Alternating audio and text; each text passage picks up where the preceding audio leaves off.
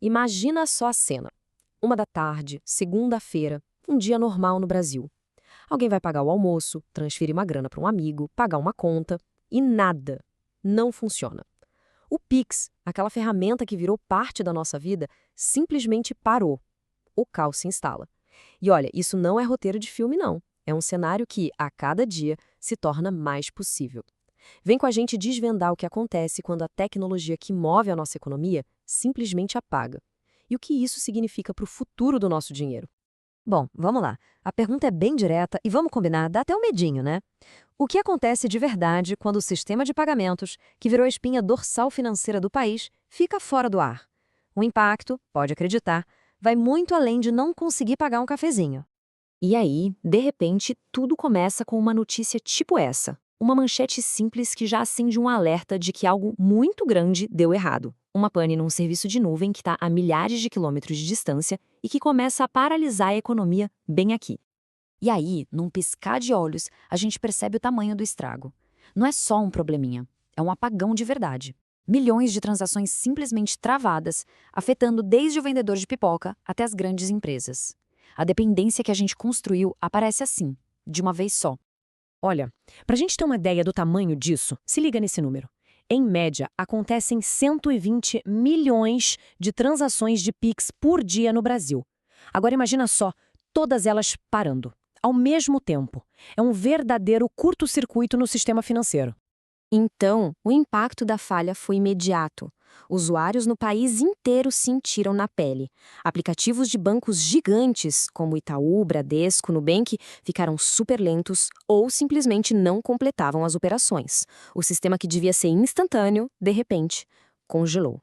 Tá, mas e aí? Onde é que deu o problema de verdade? A culpa é do meu banco? É do Banco Central? Para a gente responder isso, a gente precisa entender qual é a jornada de um Pix e onde, nesse caminho, as coisas podem dar errado. Olha, de um jeito bem simples, a viagem de um Pix é mais ou menos assim. A pessoa começa a operação, aí o banco dela envia os dados para um serviço na nuvem, que por sua vez se conecta ao sistema de pagamentos instantâneos do Banco Central, o tal do SPI. Pensa no SPI como se fosse o grande maestro da orquestra, sabe?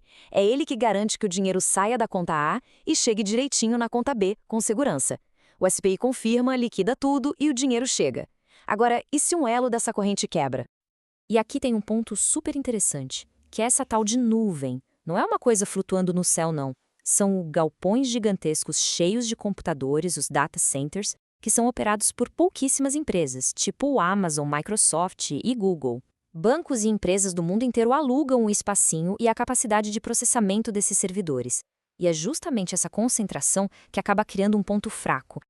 E aí que vem a grande revelação. A falha não aconteceu aqui no Brasil. A origem desse nosso apagão, que já aconteceu de verdade outras vezes, estava lá na região US East 1 da Amazon Web Services, lá nos Estados Unidos.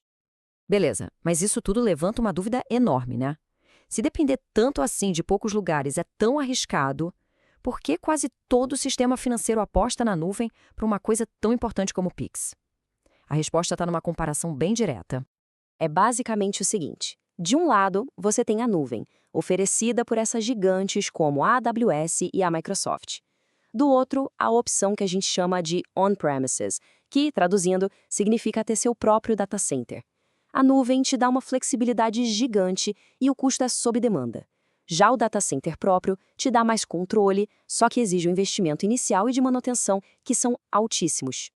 A verdade é que as vantagens da nuvem são muitas. A capacidade de aumentar o sistema muito rápido em picos de uso, como numa Black Friday, por exemplo, é fundamental. Os custos ficam mais fáceis de controlar porque você paga só pelo que usa. Isso dá agilidade para criar coisas novas, além de já vir com um pacote de segurança e inteligência artificial de ponta que é essencial para pegar fraudes em tempo real. Ou seja, a escolha pela nuvem não foi um erro, foi uma decisão estratégica com riscos calculados. Olha, e se você está curtindo entender como essa tecnologia toda funciona no nosso dia a dia, aproveita e já se inscreve aí no canal Opa News BR. Assim você não perde as próximas análises a fundo que a gente está preparando. Ok, agora vamos sair um pouco do Brasil e olhar para o quadro geral, porque o problema do Pix, na verdade, revela um risco que é global, causado por uma concentração de tecnologia gigantesca nas mãos de poucos. Essa frase aqui do Eduardo Freire, que é estrategista de inovação, resume a situação perfeitamente. A gente vive numa grande cadeia digital toda conectada. Quando um servidor da Amazon lá nos Estados Unidos falha, o sistema de pagamentos aqui no Brasil pode parar. A falha de um pontinho só se espalha como uma onda. E esse gráfico aqui mostra o porquê disso tudo de forma bem clara. O mercado de nuvem é dominado por um clube bem pequeno de gigantes. Amazon Web Services, Microsoft Azure e Google Cloud concentram a maior parte de toda a infraestrutura digital do planeta. Essa concentração cria esses pontos únicos de falha que têm um impacto global. E olha só o que o economista Igor Lucena fala sobre isso. O assunto vai além da tecnologia e vira uma questão de segurança nacional. Depender de uma infraestrutura que fique em outro país levanta um debate super importante sobre soberania digital. O espaço cibernético que sustenta o Pix, os bancos, os governos, hoje ele é tão estratégico quanto a nossa rede de energia elétrica. Certo. Então, se a gente sabe que as falhas vão acontecer, a pergunta é: como a gente se prepara? A resposta não é tentar criar um sistema que nunca falha. Isso é impossível. Mas sim projetar para a falha. O que isso quer dizer? É construir sistemas que já nascem sabendo que vão falhar um dia e que são desenhados para lidar com isso do melhor jeito possível.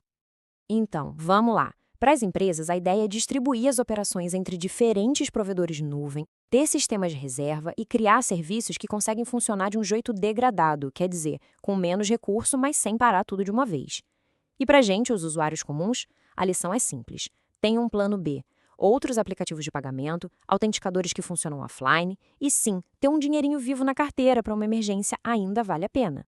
E tudo isso nos leva a uma pergunta final, que talvez seja a mais crucial de todas. Em um sistema digital com essa escala, com essa complexidade toda, é realmente possível eliminar 100% das falhas? A resposta, segundo os especialistas, é bem direta e talvez um pouco dura. É praticamente impossível. A complexidade é tão grande que prever e impedir todas as falhas que podem acontecer é uma utopia. Então, no fim das contas, o objetivo de verdade não é buscar a perfeição, mas sim a resiliência. É trabalhar para diminuir a frequência com que as falhas acontecem e, o que é ainda mais importante, diminuir a duração delas. É fazer o sistema ser capaz de se recuperar rápido, minimizando o estrago na vida de todo mundo. E com isso, fica uma reflexão final para a gente. Diante de tanta dependência e de tanta complexidade, será que a nossa economia digital, que avança tão rápido, está sendo construída com a força necessária para aguentar os desafios que vêm pela frente? Olha, essa é uma conversa que está só começando. E para você não perder os próximos capítulos e continuar entendendo as forças que estão moldando o nosso mundo, não esquece de se inscrever no canal Opa News BR, lá no YouTube. A gente se vê na próxima análise.